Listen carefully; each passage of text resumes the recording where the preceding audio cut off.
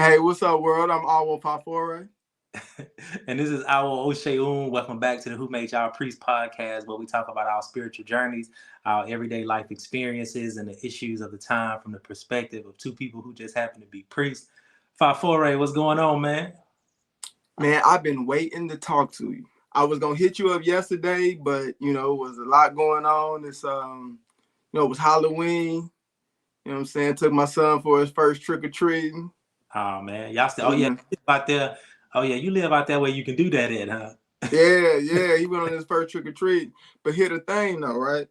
Took him to the store so he could pick out uh, a costume, Right. and then he picked out a costume. He wanted to be a monkey, and I Wow. said, like hell. You let him do it? Hell no. He was an elephant. I was like, nah, G, you can't be no monkey, man. Right. But how was that experience though, taking him on his first trick or treating excursion, knowing he can't eat the candy? Well, he didn't know he couldn't eat it. He didn't even know what he was doing. He just run up the crib and with his bag, and he had a whole bunch of candy, and then what I'm saying, we gave it away, and that was that. He wasn't even thinking about it. Right, right, But it was cool, watching him, had that experience. I had that experience as a kid, fortunately or unfortunately, right, depending on how you look at it. I mean, I ate the candy, right. so for him, it was it was all good with no adverse, issues to his health. But that's not even what I was, man, wanting to hit you up about. Mm. And and I really wanted to share this with the family. So, because I know it's a whole lot of stuff going out there, a lot of information about not giving up your DNA, and the government gonna do this and do that with your DNA, and they might. I don't know what they're doing with the DNA, but for me, it has been tremendous. Mm. So, years ago when we had went and did African ancestry and found out that information, and we talked about that on season 1. But I got on ancestry.com because it was like a special. They had like $59, Well, right? it's been $59. I just did the trial. I just ain't never. No, it was like $99. Oh yeah. Yeah, Okay, talking yeah, about the actual kit. Okay, yeah, okay. the actual kit. Yeah, Right. yeah. I did the actual swab, and got that information, and that was cool. I'm X% from this country, that percent from that country. Yeah. But so part of one thing that I'm supposed to do while I'm on here is, connect with family members that have been scattered, right? So I've done a pretty good job of, filling in the gaps and pulling the stuff together. But the one thing that was out there that was missing was my mom's dad, my maternal grandfather. Right. All I had was a name, and that's it. My mom ain't had no information on him. I ain't had no information on him but a name. And so as ancestry stuff has been proven over the years, then they started doing this thing where, and maybe they was doing it from the beginning, I don't know, where they would have DNA matches with family members who also did their DNA. Right. Well, I was only finding either family that I knew personally, or from my dad's side, or family members who, because I was going to family reunions on that side, I knew the name, right? So when I met them, and it'd be like, oh, how are we related? We had a conversation. I was like, oh, okay, you from those people, right? So I know of them. Right. So what's today? Today is, we're recording this on what's this, a Wednesday? Tuesday, November. Tuesday? Yeah, okay. So Sunday night. Sunday night, I'm on my way to bed, and I get a message in my email, and I looked at it. It's from a lady who was saying, "Hey, you have a guy by the name of Carl Williams as your grandfather in your tree. How are you related to him?" Mm-hmm. So I, hit her back like, "Yo, that's my grandfather." So she was like, "Oh, well, that's my uncle," and I said, "Damn." There we go. Finally, what I've been waiting for years to get, Right. finally got the hit. So the next day we have a conversation, and then she's telling me that I got aunts. He got a whole bunch of kids. So I got a lot of aunts, but there's three in particular that, that she knows and, lives close to, that whole nine. So she's like, you mind if I give them, your number? I'm like, no, go ahead, share it with whoever. So, man, the next day I got to talk to two of my aunts. I talked to the one, and then she pulled her sister on to a three-way, and we all got to talk. That's crazy. And I was just like, man, this is dope. Yeah, that's a beautiful thing right there. So, again, family, I do not know what they're doing with this DNA. Man, I might have soldier clones, fighting wars in distant land. I don't know. Right. But what I can say is, if you have family out there that you are trying to connect to, I'm telling you, man, hey, listen, go to ancestry.com. Probably it's coming around to Thanksgiving time, Black Friday. That's when I got it, like Black Friday, many, many, many years ago, 8 years ago. Yeah. So maybe they'll have another Black Friday sale. They always do. I think I got mine for like $59.99. I still get messages on my email now from third and fourth cousins and stuff like that. People from South Carolina, because I had the question of whether or not I had Gullah Geechee in my blood. Mm-hmm. And it turns out that I do, that many of my cousins still live in South Carolina and still live down there close to the coast. And, they still talk their language and right. things like that. So, yeah, that's a beautiful thing where they can connect you with people who have the same DNA and building that tree, that right. family tree is important, because I've been able to trace my maternal line, man, back to like the 1700s. Yeah. So the cousin who I had talked to, who then, introduced me to my aunt, the tree that she had, she shared it with me. Man, now I went from having the least amount of information about my grandfather in that piece to me having more information about that part of the family than any other part of my family. Right. Like the tree that she had, man, it goes back several generations. I think it might be like 2 times great, 3 times great. It's something crazy. And not only does it go up, but it goes out as well. Goes out. Yeah, right. Man, I'm just, so one day soon, I'm just going to sit down and really just like click on all the other profiles and read and see. But they come out of Illinois. They come out of Illinois, yeah. Yeah, that side of the family. My maternal side of the family, they're out of Louisiana. Something that I was able to find out was that in the state of Louisiana, death certificates, birth certificates, and things like that, once they are 50 years old, they become public record. So I was able to get, how I started finding my ancestors were through death certificates. I was able to pay $5 and get the death certificates of my great-grandmother, and then I was able to find her mother's name on her death certificate, get that death certificate, and so on and so forth. I was able to do that. I even have a marriage certificate from my 3-time great-grandparents, fresh out of slavery, getting married. I have that in my documents also, just from writing to the Louisiana Bureau of Vital Statistics and getting that information. So I have several death certificates, marriage certificates, census records, all of that on my ancestors, all the way back to on my mother's side, all the way back to the plantation. Wow. All the way back to the plantation. Well, and it's interesting, right, that I found out that information on Halloween, which a lot of people say that on that day, the veil between heaven and earth is the thinnest. Mm-hmm. So I just found it interesting that on that day is when I get all this information. So again, man, I just gotta say, look, I don't know what they doing with the DNA.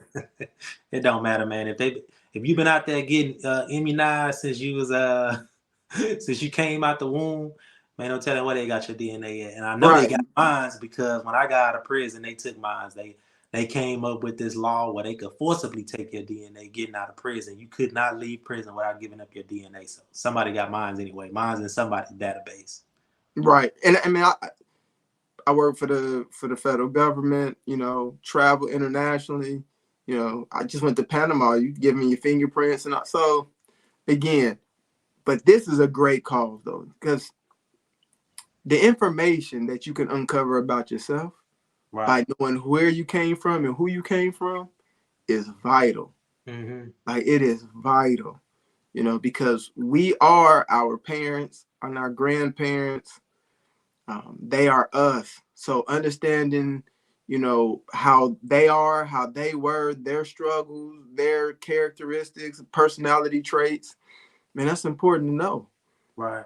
That's important to know because then, you know, as being African practitioners or African spiritual system practitioners, we can call on those ancestors by name because we know who they were. Like, hey, I got an issue where, you know, I got to get my money and figure out my money. I can, you know, call upon the ancestor that I know who was really good with money, you know. Sometimes you might need some protection, so you need to call on the ancestors who have some hands. Right. You know what I'm saying? So, hey, you know, the more you know, the more you know. So, yeah, that's a beautiful thing, man. Yeah. So what we got in store for the people this week, man? So speaking of ancestors, and you and I have had this conversation many, many times. Right. About those colloquialisms that our ancestors would use. And I would say for the most part, it's pretty deep. Like, you know, that knowledge actually is the real deal. It's things that you can live your life according to. But there's one thing that we say all the time. And then in my later years, I'm beginning to question and be like, yeah, it ain't going like that. Huh? yeah, I ain't really rocking with it. And that is when you know better, you do better. Right. And I've heard that 1,000 times. But that just ain't the truth. Don't seem like it, huh? No. No, man. Not even for us. Not even for us, you know, knowing the path that we're supposed to be on, knowing the things that we're supposed to be doing, it still doesn't all the way ring true for us. But I think it was a piece missing. I think it's a piece missing. There's something in between knowing better and doing better. And I think the missing part is trauma. I think the reason that we do the things that we do, even after we come to the knowledge or some type of knowledge, some type of consciousness, the reason that we continue to do the things that we do is because our bodies are conditioned to respond in that way. We all have traumas that we're still trying to heal from.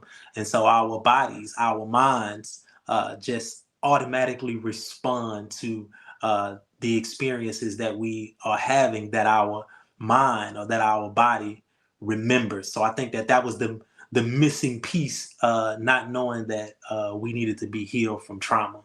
Right. And here's the fact of the matter. Knowing better is easy, right? That's the easy. Knowing, like, especially in this day and age, I mean, we actually suffer probably from information overload. Right. We know too much. We got too much information. And then you get into a situation where what do you do first? And you juggling all of these different things. But knowing is easy. It's the doing part that's difficult. Like I would have people would ask me at certain times, do I know how to cook? And I would always say, yeah, I know how to cook. I know how to take things from the raw stage to the unraw stage. Right. Now, but put you in the kitchen though. Right. Now doing it, putting a meal together, preparing a meal, No. I can't do that.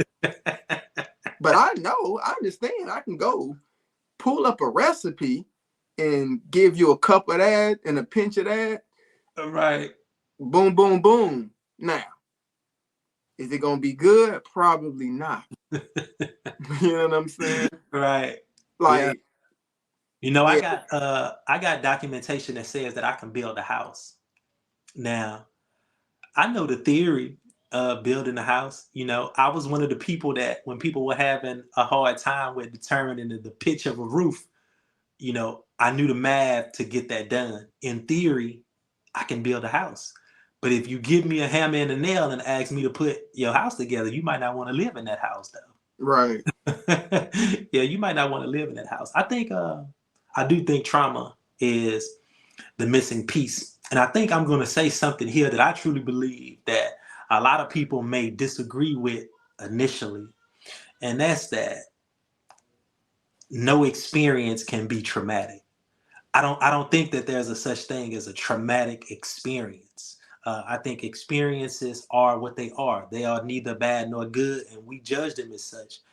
What causes trauma is our response to that experience, that emotional response, that mental, that physiological response, and those things get trapped in the body. I had started studying this book called The Emotion Code after I was reading a book called The Body Keeps the Score. Matter of fact, I got it right here. It's called The Body Keeps the Score. And it's talking about how emotions get trapped in the body and that's what trauma is. When we can't release emotions, they stay with us and they reprogram our brains to respond in a certain way. We respond to fear in a certain way. We respond to love and excitement in a certain way. So when we're in the midst of those experiences that we would like to access our knowledge and put it to use, our body takes over. Our body takes over, our mind takes over and reverts back to what it knows. And that's the way that we've always responded to those things. You know, Bible would always ask us uh, or tell us to ask yourself, why do you still respond the same way that you did when you were 12 years old? And it's due to trauma. So before we can bridge that gap between knowing better and doing better, we're gonna have to heal from our traumas. Absolutely. Absolutely. You know, I was just thinking the other day, I have consistently divined for the energy of my day. Mm. Every day for 4 or 5 years now. And I very rarely have a surprise or be caught off guard by something. Right. Right? Like, I pretty much know what's coming. I might not know who it's coming from or what direction it's coming, but I pretty much know when something's coming. Right? And it's funny how I would go to the mat and I would divine and I would be getting the same 2 or 3 messages every time. Right. Right? Nothing new. So the no part, I got that down pat. Like there would be days, right? I would divine. And it might talk about, there's going to be some conflict at work. But then it'll tell me what I need to do in order to avoid that conflict. And there will be times where here it comes. And I'll be like, haha, here it go. This is what it was talking about right here. I'm ready, right? I'm prepared for it. And then that person says or does that one thing, and I'm like, to hell with what my reading say. Right. Like I'm gonna go in. Or there'll be times where like I can feel myself being agitated, right? And in the middle of I'll be like, hey, your reading said, and I'd be like, oh, okay, yeah, let me chill. And then again, they'll say or do that right thing, and I'll be like, oh, hell no, no. I'm not letting this one slide. Right. About to go in. Right. And sometimes afterwards, I'm like, dude, I knew better. I shouldn't have done that. Mm-hmm. Yeah. And I ain't gonna lie. Sometimes it'd be like, I ain't gonna lie, it felt good though. Right. Right. It felt good not allowing myself to feel like I let them get the upper hand. Mm-hmm. But at some point, I always come back to, I lost that. Right. On the day I lost that, because I knew better. Whether Right. they did or not, I knew better. And I allowed myself to be pulled into that.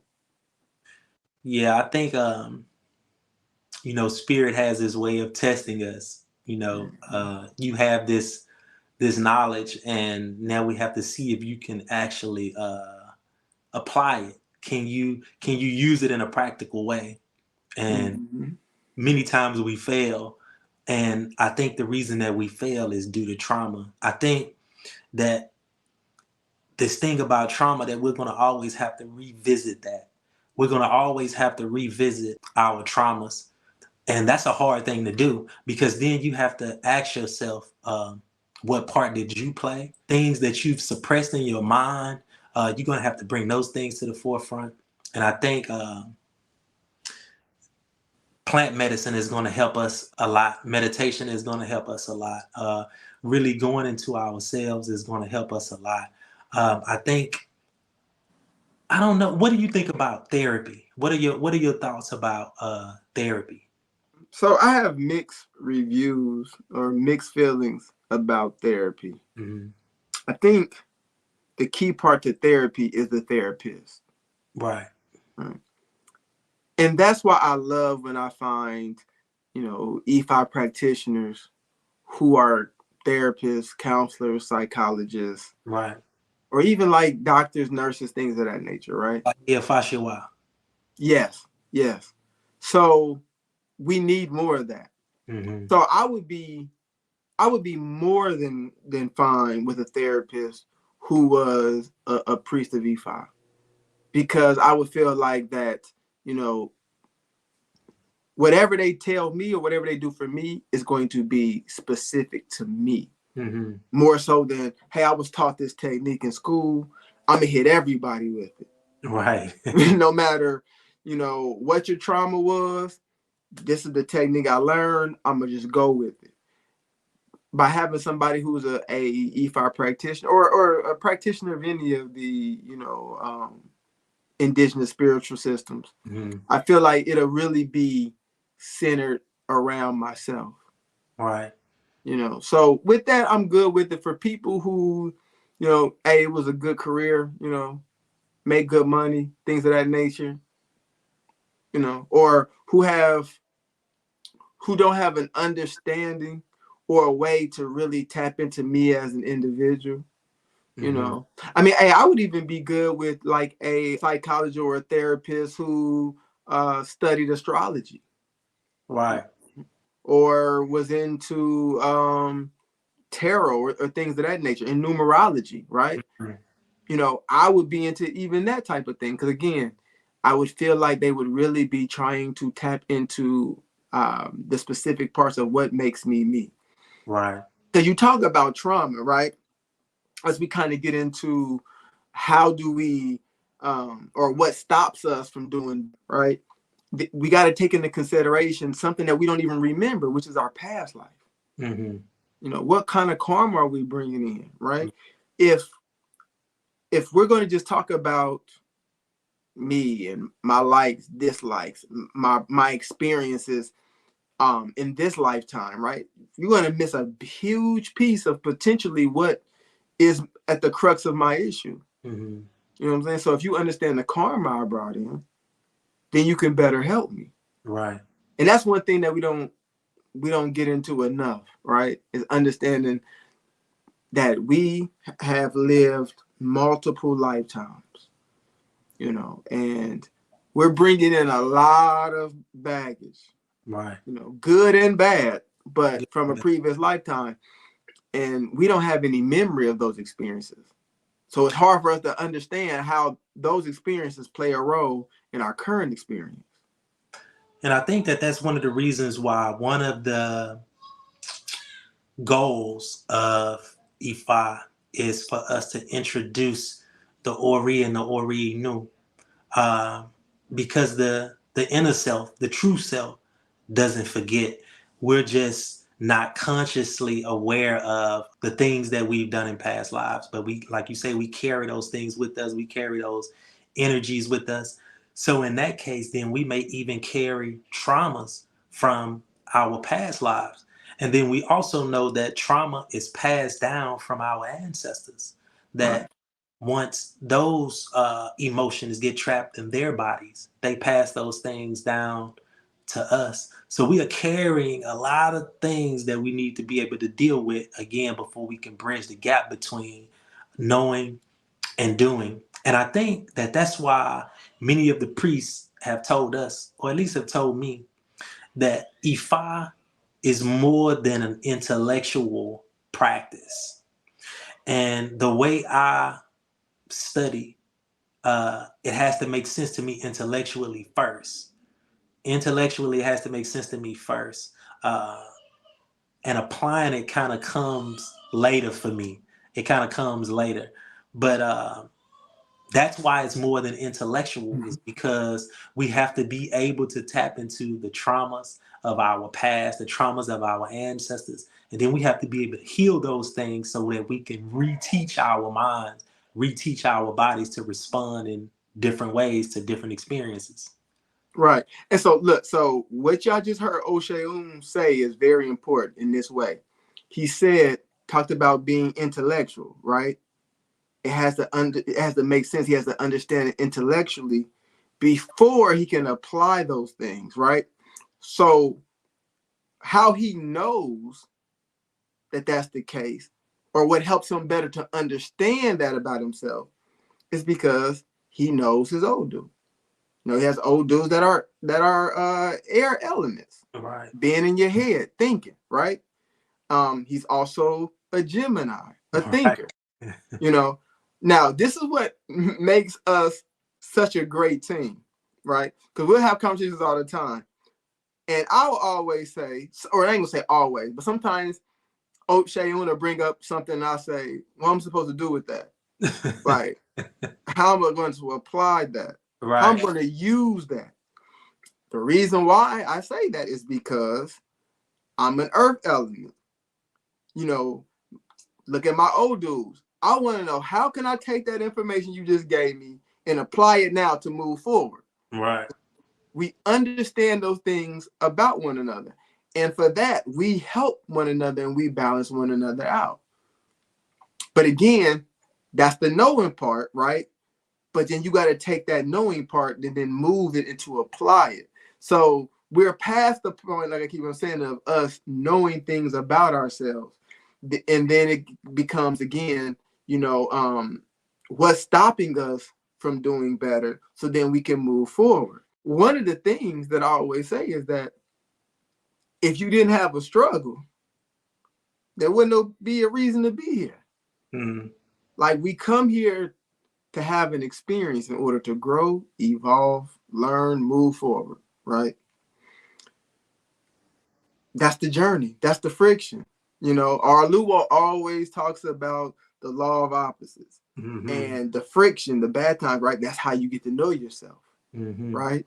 You're here on earth. You made the choice to be here. Now, the question is, why? You have to know the why so you can apply it and move forward. Right.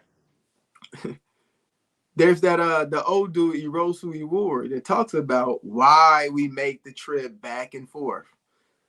At one time people was getting fed up with making that trip back and forth. Like, I just want to stay in heaven. I want to Right. chill. I want the good life. Right. They go to Arumala and say, "Yo, hey, why can't we just chill in heaven?" And Arumala say, "You gotta come back and forth until we get to the point of the good condition." Right. In order to get to that good condition, you got to come to earth to have those experiences, to grow and evolve your soul, so you can get to a point where we eliminate fears, doubts, insecurities, anxieties, all the fighting, conflict, and bickering. You got to have that experience to be able to grow or evolve to get past those things.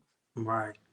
And everybody, as Ephi teaches us, has to get to that point.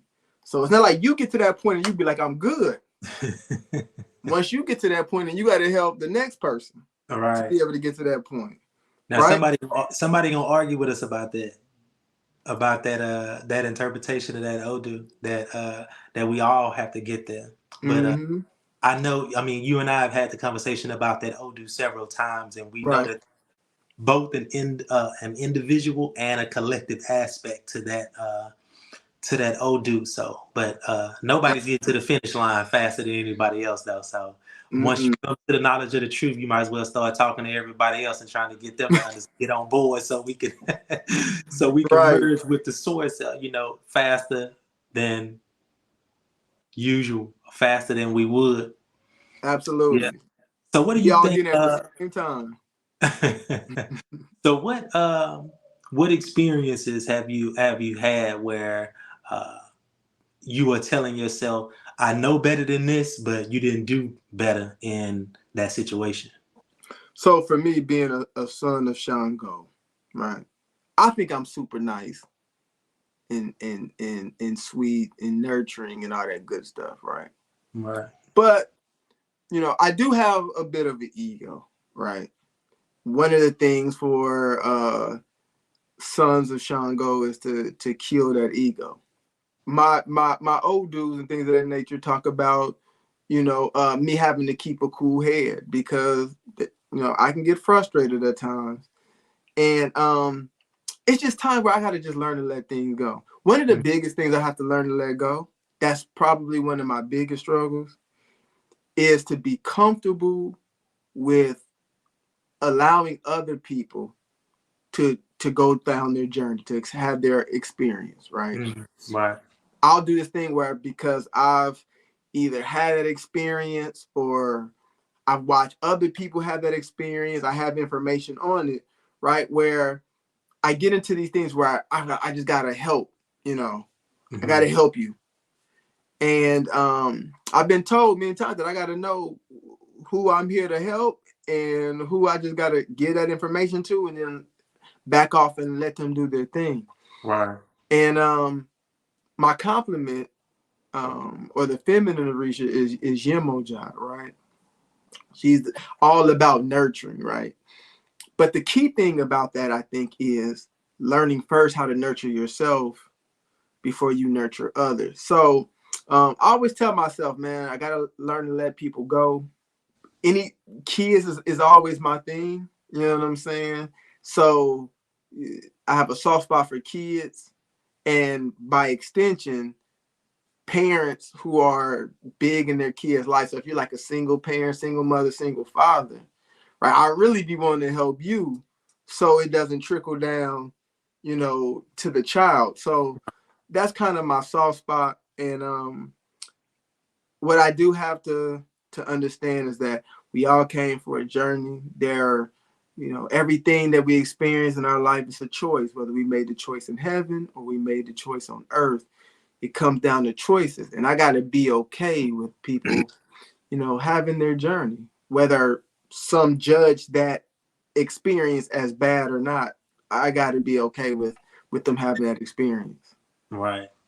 I think growing up the way that we did, growing up in the areas that we did, in the neighborhoods that we did, a lot of our traumas probably surround, like you said, ego, pride, and an unwillingness to be vulnerable. My thing is, I can be prideful at times, where I hate feeling played. Like I hate feeling like I hate feeling like you feel you getting over on me. Right. You know what I'm saying? And it's, it takes everything in me for me not to tell you that I know what you're doing and you ain't really doing that. You know what I'm saying? So that's one of the things that I'm really trying to work on. I think I had an experience recently where, under normal circumstances, I would have said something and I didn't. In this case, I had somebody skip me in a line. in a line at a convenience store. Now, under normal circumstances, I would have had something to say. I would have had a lot to say. But this time, I just, I looked at dude and I didn't say anything. And when I left the store, I had mixed feelings about what happened. I still had mixed feelings about what happened. I'm still leaving and telling myself, man, you shouldn't have let that dude skip you. You should have said something to him, blase, blase, blase. Right. And then I'm also fighting with, no, you did the right thing. Whatever the case may be, you did the right thing. That was a test. That was a test for you to see if you could get over feeling played. So, man, I still fight with that though. I still fight with that, and I know that comes from my childhood and how I grew up, and never wanting to feel vulnerable, never wanting to feel like somebody was bullying me. I know we didn't use that. We didn't use those terms when Right. I was growing up, but you know what I mean. Yeah. So, but yeah, man, I'm working on that, man. I think we're all works in progress, and as long as we can start to work on that middle part, like I say, that middle part, that trauma part, that healing from traumas, and holding on to past emotions, and that comes up a lot for me, holding on to past emotions. And I mean, that comes up a whole lot for me. So I know that there are some things that I still need to let go. I know that there are some things that I still need to forgive people for, that I still need to forgive myself for, that I still hold on to. And until I can get rid of that, until I can get rid of those traumas, the application is going to be lacking. Right. Right.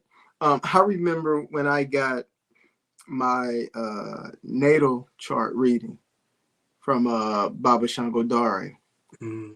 And in the meeting, he was like, so, you're really sensitive. And I was like, no. You know what I'm saying? Right. I'm like, nah, that's not me. It was like, so you're not sensitive? I said, not at all. Not even a little bit. Not a drop of sensitivity at Right. all. Not me. And he didn't push too much, but he retorted a couple. I said, nah, I don't know what you're talking about. That right there ain't hitting. And both of my old dudes, talk about holding on to emotions and stuff like that. I'm like, man, that ain't me. And part of going through the phase of getting to know myself, I start realizing, like, damn, I am sensitive. Right. Like, the reason why I react certain ways in certain situations, it has to do with being sensitive. I'm with you. I don't like the feeling of people feeling like they got over on me. Thank the ancestors that I've never had to suffer any consequences for any of this stuff. But a lot of my life, I was like cut my nose off to spite my face before I let you feel like that you got over them. Like, I'm going to say something, right? And son of Sean Go, we got mouths on it. You're not going to out talk us. You know what I'm saying? Right. You're not going to out insult us. You know what I'm saying? So I'm definitely going to win that battle. But it was one of those things that I had to, like, get over. I remember one time, this was, man, I probably was 20, 21. And I was working at a factory. And I'm in college, this is just, something I'm doing to make some extra money or whatever. But everybody else there, like, this was their job. Right. Like, this was it. This is how they fed their family. And I started with the temp service, right? And you have to basically be there a long time and jump through all these hoops and basically be perfect in order for you to get hired on. Mm-hmm. Permanently. So the easiest way to get hired on permanently was hopefully the people that were in front of you kind of fell off. So one day I'm in at work and talking, and back then how we would have like the sweatpants on and you would droop them, but you would always have shorts on underneath. Mm-hmm. Right? So a lot of times, me, instead of having my hands in my pocket, I would have them in my pants, but I got on shorts. You know what I'm Right. saying? I did that too. So I would just have them tucked in there. So I'm talking to this lady, this older lady, one of my coworkers, and we was cool. So I thought, you know what I'm saying? We ain't never had no problem. She was nice, you know, everything was cool. So I'm sitting there, I'm talking to her. One day I get called into the office. You know, they're like, hey, we need to speak with you. I'm like, okay, what's this about? So I go in there and we go into this office with my supervisor, and it's like one of the big supervisors there. Again, I work third shift, so I don't never even see these dudes. I Right. just knew who he was when I walked in. I was like, wait a minute, something is off. So we walked in and told me to have a seat, and he's talking to me, and he's telling me about, you know, all these accusations. He didn't say sexual assault, but something to that thing, right? With basically like I was I'm talking to her, playing with myself. Right. I'm like, what? Like, again, I'm like 20. She's more than twice my age. You know what I'm saying? Just, and it's some attractive women who are more than twice my age at that point. But she wasn't it, right? Right. If I'm going to be doing that, she wasn't going to be the one. So the guy's telling me all these things about, you know, and I look at my supervisor, I turned and looked at him, and I'm like, does he, like, has he met who he's talking about? Like, can he, like, really in his mind fathom, like, yeah, I could see you doing that with her? Or, Right. because I'm looking at it like, is he for real? Like, he clearly doesn't know who he's talking about, right? So he's telling me all this, that, and the other. And then he makes a statement like, yeah, so if I hear about you doing it again, and he doesn't finish the statement, he just gives me this look, right? And I look at my supervisor and I say, if you hear about me doing it again, or if somebody says I do it again, then what? That's exactly how I said. Like, I screwed up in my chair. Like, if you hear about somebody say that I did it again, then what? And then he was like, well, we'll investigate it, but, you know, then you could be terminated. I said, for real? He said, yeah. So I looked down. Now I had my badge on me, right? I look down, I unhook my badge, and I throw it at him, right? And kick the seat over, you know, and use some colorful language to describe, you know, how I felt. Right. So I'm going back to my desk to go get my stuff because I'm done, right? So I go back, down, I marked up security. Now, security dude was cool, right? I ain't never had no problem with security dude. He always walking around. I speak to him, everything cool. But he old, right? So he walk up on me. He don't touch me. He don't say nothing to me. He just walk up by me. I say, what you gonna do?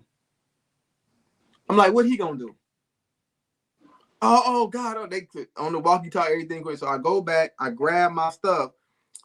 The people I work with, they like, what's going on? You straight? I walk over to the old girl and say, for real? I was sexually harassing you? Like, for real? Like that's what you think going on? So everybody else looking like, oh, for real? She tripping. Right. So they like, hey, leave her alone with her. I look at them again. What you gonna do? Old school is probably 137 years old. The security guard. So he like, listen, I'm just trying to find something to do to supplement my income. I'm not even tripping. Right. You know what I'm saying? So I grab my stuff and I leave. Now, could have handled that a whole lot differently. Right. Right? But again, it's that whole thing of not wanting to feel like somebody got over on you or somebody talking stupid to you or crazy to you. Right. So, you know, my old age, I'm past that. You know what I'm saying? For the most part. Now, I still be having certain things because I don't like rude people. Rude people are the only people who can kind of bother me with that a little bit. I'll be like, yo, dude, like common courtesy. Right. But yeah, man. So I'm not that version of me anymore. But You know, I've had some moments like that. You So I know, understand. in the penitentiary they call that a code 20. A code 20 when you got your hand in your pants and it's a female guard on the run. They like, oh yeah, we could get him a code 20. That's 30 days no commissary, no rec. That's cell restriction right there. For doing that? Yeah, if the female guard say what that lady said about you, yeah, it is. It is. That's crazy though. But I still have people, even my wife, Tabitha, she has to tell me sometimes that, you can't go on that job talking to them people like that. And I be like, look, man, these people ain't just finna tell me anything, finna talk to me any kind of way. Cause this how I feel. And I feel like prison did me like this. Because the COs were called boss, especially when we were out in the field. When we were Right. out in the field working, and the police officer or the correctional officer that was up on top of the horse, everybody called him boss. And man, that killed me right there. So now when I'm out here and I'm at work, you can't tell me you my boss. No, you're not my boss. Whatever title this company has given you, that's your title. I don't know of a company where they have a title called boss. You are a supervisor, or you are a manager, so you are my manager or my supervisor. But I don't have a boss. So I kind of get into it with people like that, and it's a prideful type of thing where I'm going back and forth with the people that basically, hold my job in their hand, and that could prevent me from possibly taking care of my family. So that's something that I need to work on. But I'm working on that, and again, I know that is based on trauma. That's based on trauma and the way we grew up, and the things that we saw, the things that we knew that we didn't want to experience for ourselves if we saw somebody else experience it, and things like that. But I wanted to go back to when I said that I know that some people may disagree with me when I say that there's no such thing as a traumatic experience. And Mm-hmm. I wanted to read this definition of trauma, because I had that thought too, because I would say that's a traumatic experience, but the experience is on the outside. And this definition says trauma is the response to a deeply distressing or disturbing event that overwhelms an individual's ability to cope, causes feelings of helplessness, diminishes their sense of self and their ability to feel a full range of emotions and experiences. So it's a response to your experiences. It's not the experience itself, but it's how the body responds physiologically, how it responds Mm-hmm. emotionally, how you respond mentally in the situation. And at that time, you are teaching your body how it is supposed to respond in subsequent experiences like that. And when we don't go through the three phases of feeling an emotion, processing it, and releasing it, then those emotions get trapped in the body, and that's what we call trauma. And then we pass those things down to our children.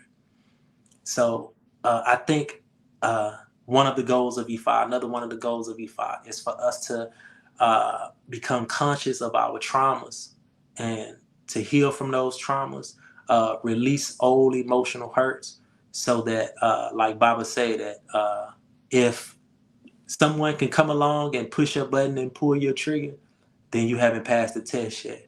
You haven't done it yet. So, Right. and Right. Baba is one of the most cool, calm, and collected people that I've ever met. Right. He is nothing Right. seems to really bother him until we know when something is bothering him. But yeah, it's Right. taking a lot though. He might be a heavy drinker when we leave, though. That's how he deal with us.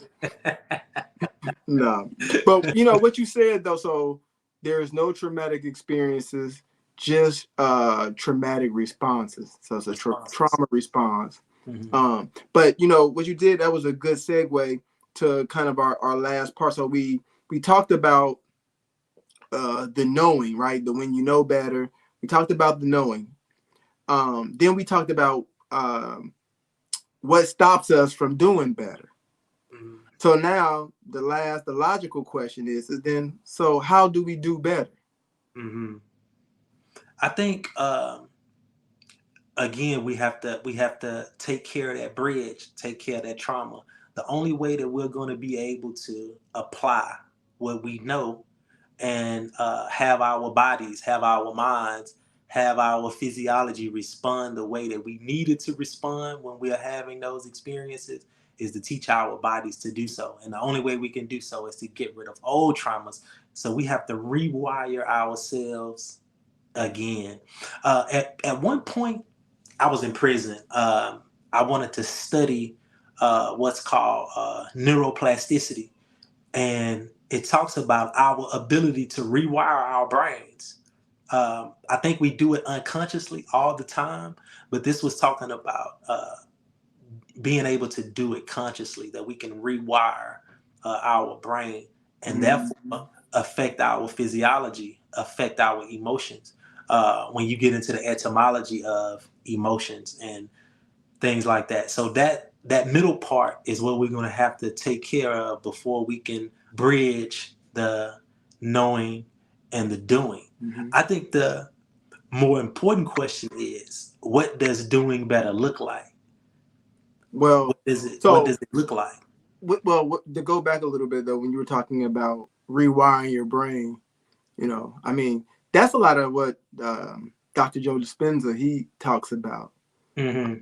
That sounds like too, even going way, way back to probably some of the oldest writings that we have on it. The law of mentalism. Everything is mental. Right. So, but what does doing better look like?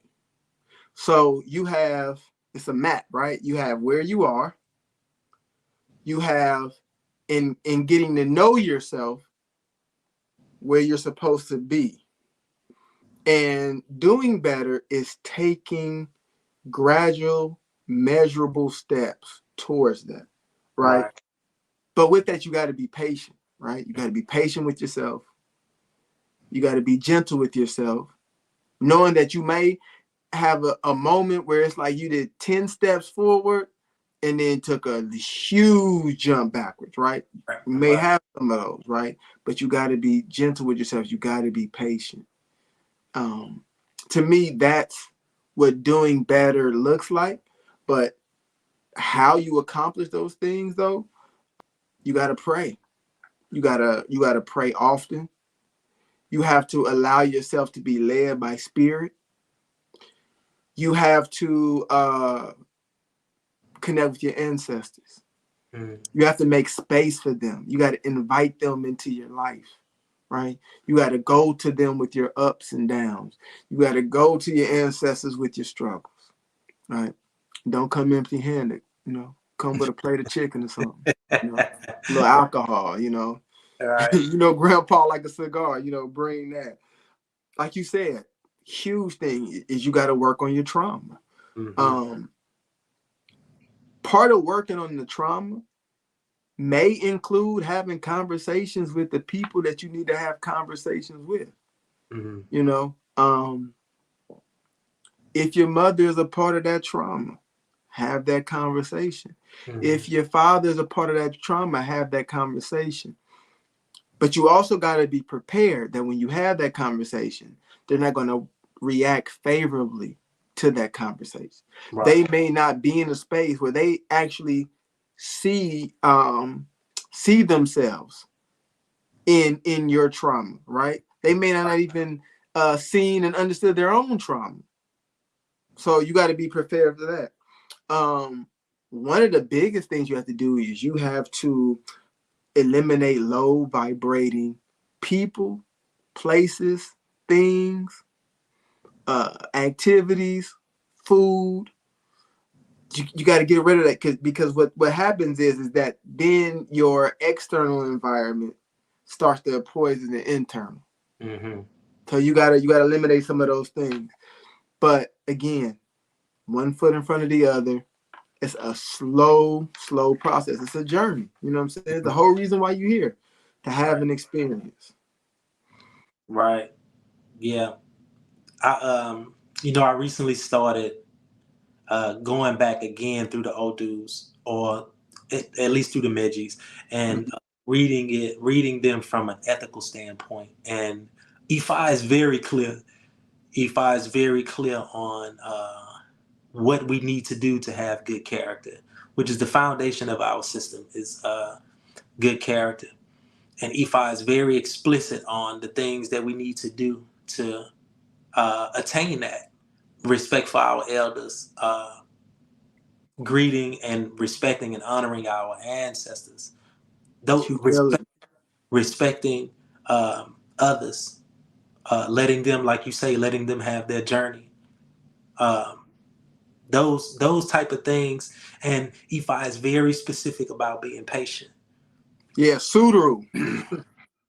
About being patient. Patience is one of the things that I fight with, that I struggle with. But in the Odu Ifa, patience is said to be the father of good character. Mm-hmm. But patience is also the child of Olodumare. So for us to uh, attain good character, we're going to need patience.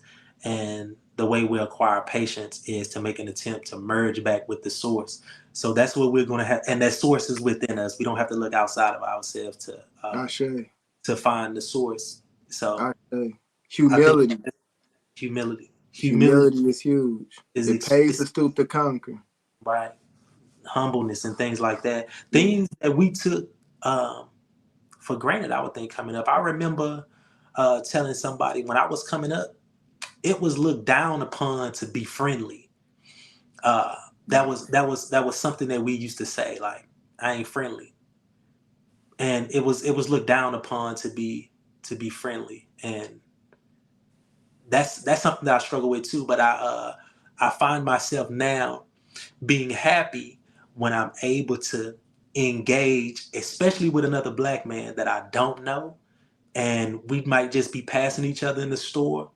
He'd be like, "What's going on, brother?" I'm like, "Man, what's going on?" And we just have a little small talk, and that makes me happy to be able to be friendly when at a time I thought that was something that I wasn't supposed to do. So yeah, we're all works in progress and working on that, man. Absolutely. Absolutely. One more thing for me, that something that I'm going to actually incorporate for the new year, and that's journaling. Mm-hmm. One of the things that I'm going to journal is, for one, my monthly reading, uh, but then also my weekly readings, and Mm-hmm. see how they, interact with one another. Right. And then I'm just gonna just write down some lessons learned. What lessons did I learn? Um, my victories. Hey, what did I do differently? Like, okay, this happened, and maybe normally I would have reacted like that, but then I did it like this. Right. And how did I feel? As a regards to, kind of, for lack of a better word, winning that interaction. Mm-hmm. Being in alignment, being an array in that interaction. So that's Right. one of the things that I'm going to do, is I'm going to, journal, which is not something that I normally would do, Mm-hmm. but it's something I've thought about for a while. And so yeah, so next year, I'm going to do it. Next year is a universal year and a personal year 7 for both of us. So Right. we'll be doing a lot of reflecting, all next year. So I was like, hey, what better way to jot down my thoughts than in a year where I'm supposed to be reflecting anyway. So Right. And I've gotten away from that because I used to journal, but I journaled while I was in prison. I've gotten away from a lot of things that I used to do in prison that would be a benefit to me possibly right now. And one of those things is writing. I used to write all the time. And I wasn't writing because I hated writing letters. So, but just a journal, just writing down my thoughts and stuff like mm, that. And then I would throw it away. But I used to write down my thoughts a lot. I used to do that a lot, and I think I want to get back to doing that, like you say, cataloging monthly readings, weekly readings, and you know, watching out for trends and things like that, things that need to work on. I think the weekly readings that I do now help me out a lot. So yeah, we're Mm. working on. Yeah, we working. We trying to be better. We Right, trying to be the priest that the young version of us, all right, needed. So, and that's something that we both talk about all the time and think about a lot. Like, we want to become the priest that the 15, the 18, the 25-year-old version of ourselves would have really, really benefited from. right, So, but we don't dwell on that because dwelling in the past is osobo. So, right, right. um, man, we thank y'all for tuning in with us. We appreciate y'all. I Go see grab you. your merch. You know I what I'm see you. saying? You know what I'm saying? Look, Yes, it's about to start getting cold. It's probably cold in some locales already. Go and grab y'all a hoodie, man. You know they got absolutely. heavyweight hoodies. They got the heavyweight hoodies. They got the lightweight hoodies, man. Go grab y'all a hoodie, man, so y'all can embrace the cold in style. Absolutely. Tap in with us. Follow us on Instagram at who.made.y'all.priest. We got a TikTok now. Man, You we know, jumping on TikTok too, man. We getting some play on TikTok. oh yeah. Oh yeah. So go ahead and come go join us, follow us, say what's up to us on TikTok. That's Who Made Y'all Priest 11 11. on TikTok. And again, obviously, YouTube. For those who like to who don't want to see our face, they're like, we want to tap in with you, but I ain't got to look at you. And you can check Right, us out on Anchor and Apple Podcasts, Spotify, iHeart, basically anywhere that podcasts could be heard. right, Um, Family, don't forget to like, to share, and if you haven't subscribed, please subscribe. right. Did I tell y'all to like and share? Did I already say that? If I didn't, Right. please Like, like. The like button is like somewhere right down here. right. So just click that thing. You Right. know. Um, Again, family, we appreciate you. We're getting close to the end of another season. Thank you for always, rocking with us, enjoying us. We definitely appreciate all the love that we've been receiving. And y'all take care of yourselves. We love y'all. Y'all be safe. And remember, life's a journey. Don't forget the map. Peace. Peace.